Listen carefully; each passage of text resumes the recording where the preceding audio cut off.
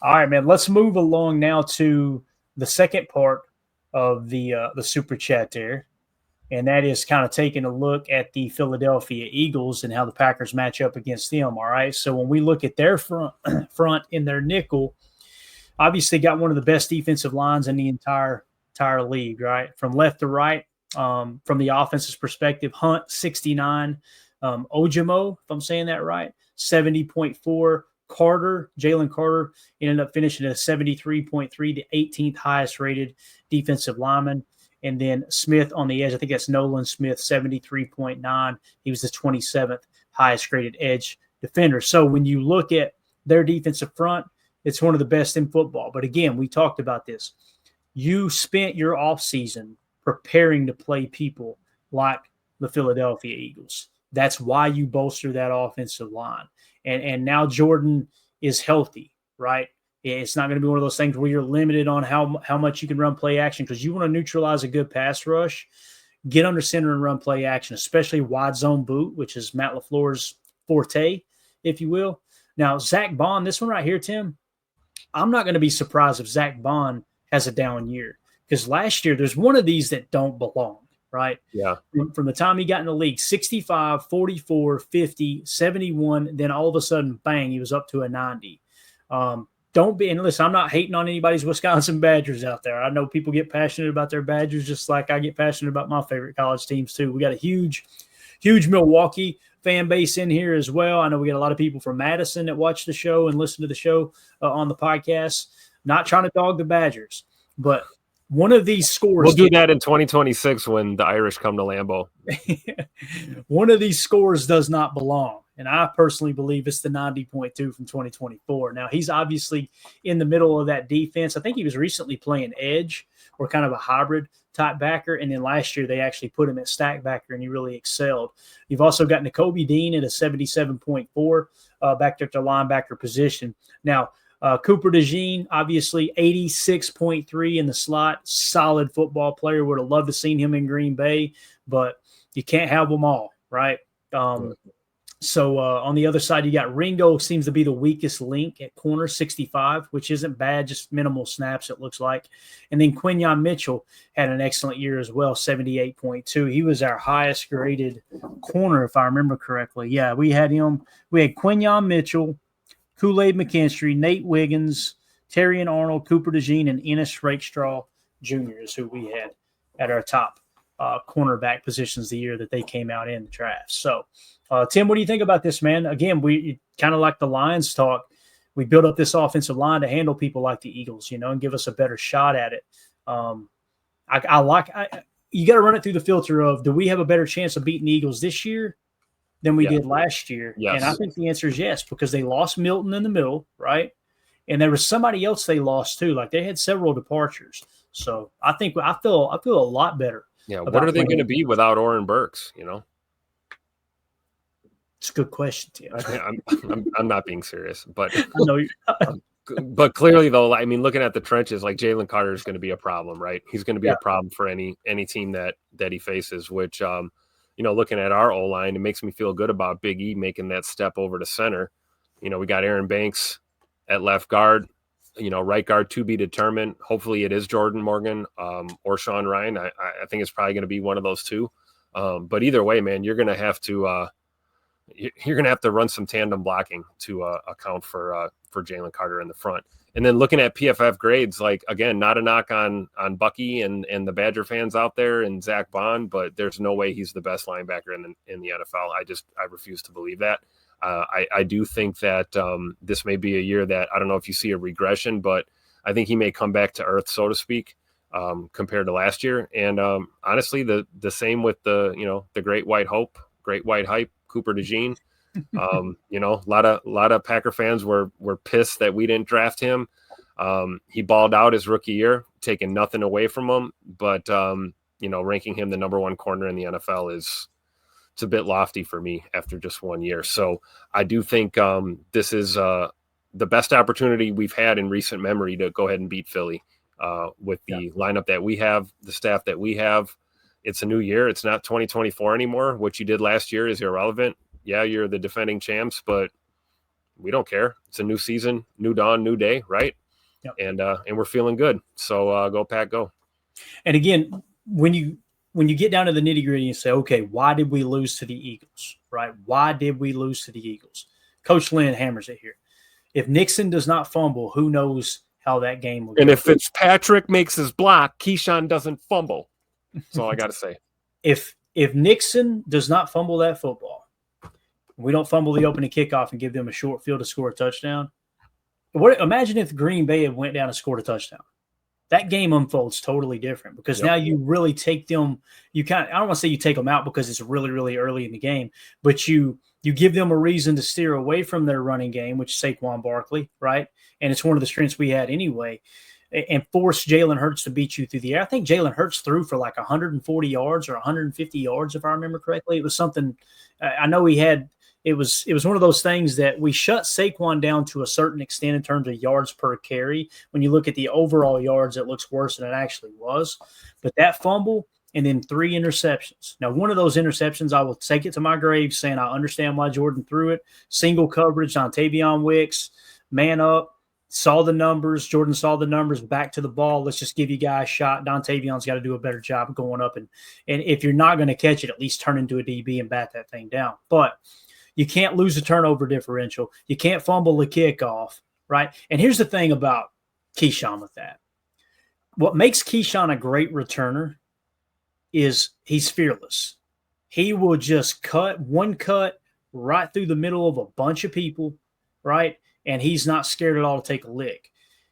Tim, I understand they missed a block, but you cannot run with your face first into a pile of people like that and expect to run the football. You know what I mean? So we got to shout out Braden though, because this is a great point. I almost forgot about this. If this was called the right way, let's not forget how it ended up. Despite getting rocked and coughing it up, he fell on that football and secured it.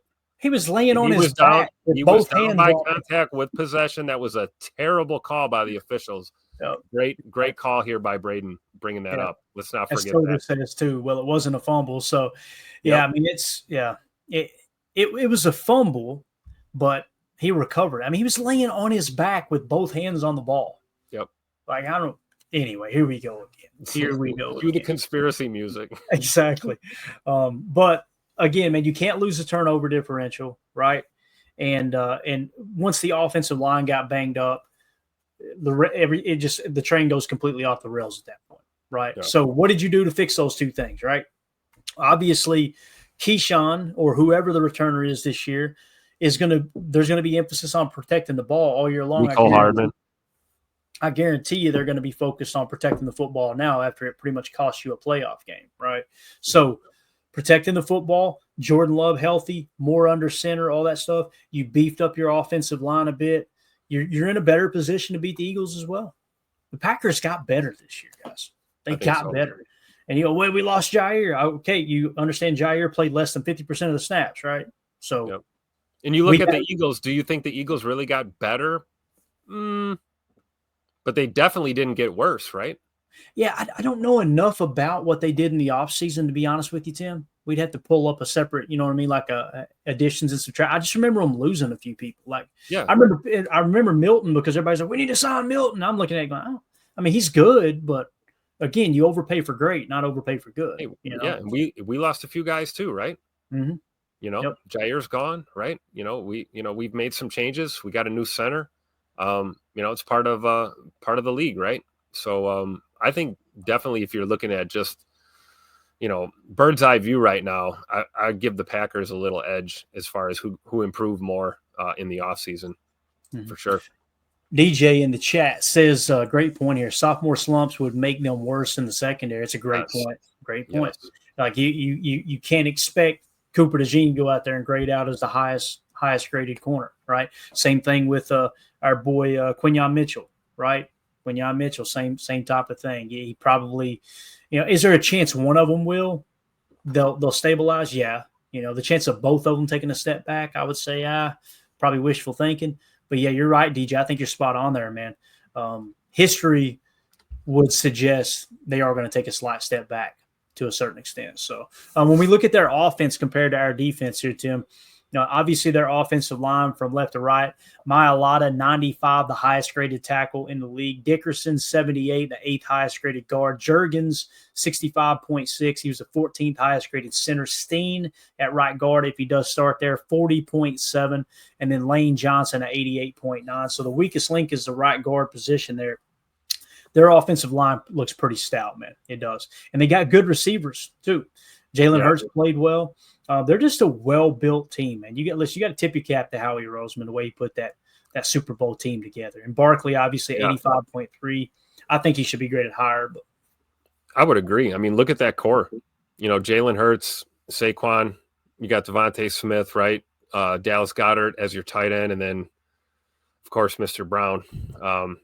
Everybody's biggest pain in the ass to try and cover in the NFL. So, for sure. I mean, other than, like you said, maybe you could call that a hole. I would call that a hole, a 40.7 grade at right guard. There's probably a little hole on the O-line. But if you know anything about the Eagles, they'll probably sort that out throughout camp in the preseason and make something happen there. So great point by Ron. Let's not forget our boy A.J. Dillon, Mr. John Deere Green, the mayor of Door County himself is a Philadelphia Eagle as well. So, say what you want, but that provides more depth in that running back room.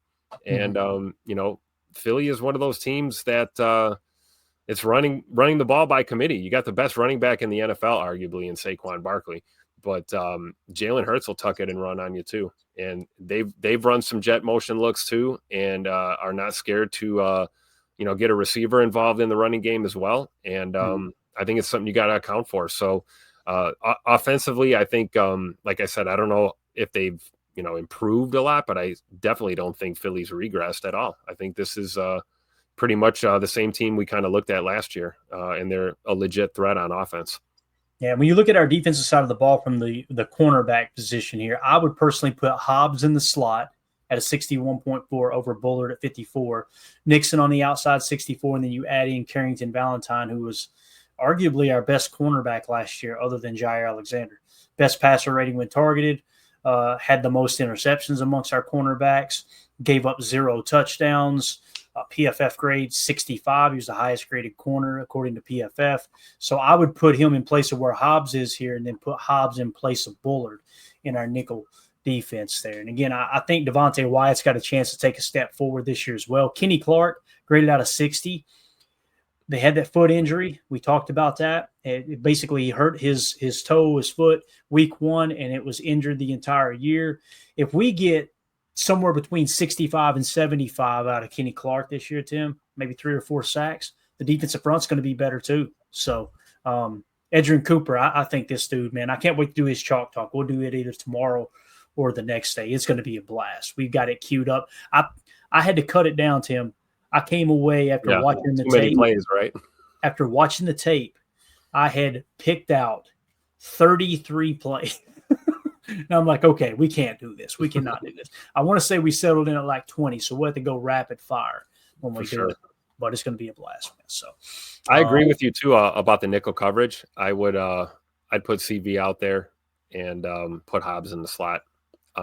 Even though Bullard's strong point is playing the slot. If you're just judging off the tape from last year, it's not a knock on Bull. Definitely one of my favorite picks from last year's draft for sure. But I just think that even him, being stronger in the slot, I'd still like to see Hobbs get that look first. And you feel really good about Javon Bullard being your number 2 slot defender, right? Yep, definitely.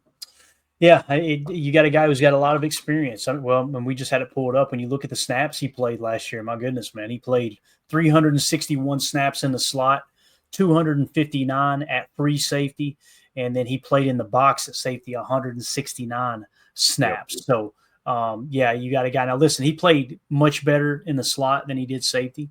I'm going to say that until the cows come home. But look at the safety room he's in, though, right? I mean – right. It's hard to look good when we got X back there. You got, Mr. Williams. I mean, it's tough. It's nice to know that Bullard can play both slot and safety, but him being the backup slot. And then in my opinion, you having Zane Anderson and Katano Ladapo backing up Evan Williams and Xavier McKinney if they were to break a shoelace, something like that. That makes me feel a lot better about the defense there, bringing back Zane Anderson the way that Goody did. So there you go, though, guys. There's just kind of a little glimpse into Packers versus the Eagles. And again, trying to think, Tim, that's a little later in the year when we play the Eagles. Let me pop this up here real quick. Week 10, Monday, November 10th. Monday Night Football, November 10th at Lambeau. Shout out to Bates. I believe Bates is going to be at that game celebrating the Marine Corps' birthday and a Packers victory, hopefully, on Monday night. You think he'll have a daddy soda or two? I'm thinking or two for sure. I bet he does too. So, yeah, we got, again, the Lions week 1, 4:25 kickoff, 3:25 Lambeau time, obviously. There in week 1, and then we got the Eagles week 10, like Tim was saying, Monday Night Football at Lambeau, and then you're coming back week 13 at Detroit Thursday night on Amazon. No, it ain't Amazon Prime. You know what that is, Tim? What date is that, Tim? Can you look that up for me? Week 13. 13. It's showing a 1:00 kickoff on a Thursday. Is that a Black Friday game? No, that's Thanksgiving Day. So it's Thanksgiving Day. Yeah, and it'll be on Fox. It will be on Fox. That's what was throwing me off. I'm like, is that Prime at 1:00? Yep. So 1 p.m. Eastern, 12 Central. Yeah. An old tradition of Detroit hosting Thanksgiving football. How many times did John Madden? The game. You know, the guys will be wearing the Madden patch. It's going to be awesome, man. What an environment, man. Think about that. We open up the season with Detroit at Lambeau. Then we come back. We got Monday Night Football week 10 against the Eagles. And then you got at Detroit Thanksgiving football before the turkey coma hits. Are you kidding me, man? That's early enough where you're still awake. That 4:00 kickoff, boy. I'm over there snoring on the couch trying to open one eye and take a peek. I love that they gave us a little freebie there in between too, right? You know, go to New York and play the Giants. You know, that should be a little. That's basically a glorified walkthrough, getting ready for your next game, right? Unless they march Mr. DeVito out there, you know how that goes. Oh no! Sorry to bring that up, but all right. So there you go. There's the Packers Eagles preview coming up in week 10. All right, that's going to do it for hour 1. For those of you listening on the pod, we will see you on the other side for hour 2. We're going to talk a little Jaden Reed, and if we have time, we're going to do a Christian Watson breakdown of his tape. But we'll see you on the other side for hour 2. Appreciate y'all.